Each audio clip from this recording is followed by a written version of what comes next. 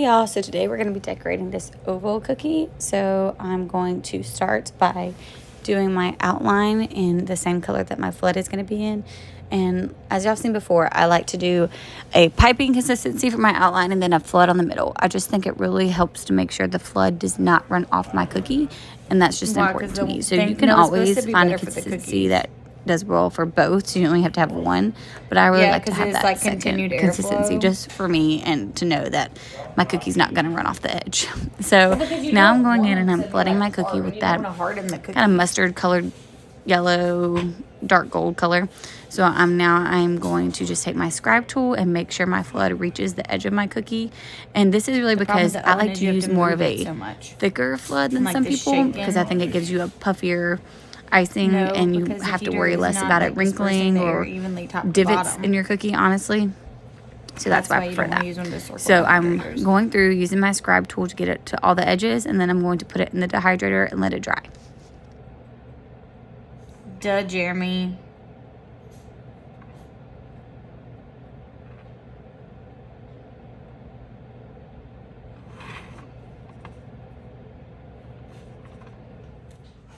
Now I'm going to actually draw on my cookie with an edible pen, and if I'm going to do this, I really like my cookie to dry overnight to make sure my icing is hard. I've tried to do it when my icing is just crusted, and I always make dents in my cookie, and my pen goes down into the icing and it ruins the cookie anyways.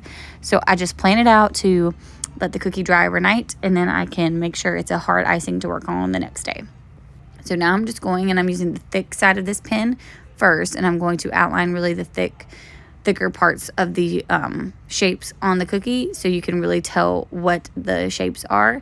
And then this pen actually has two sides, a thinner side, so I'm going to flip it over and use that thinner side to add in those little details in just a minute.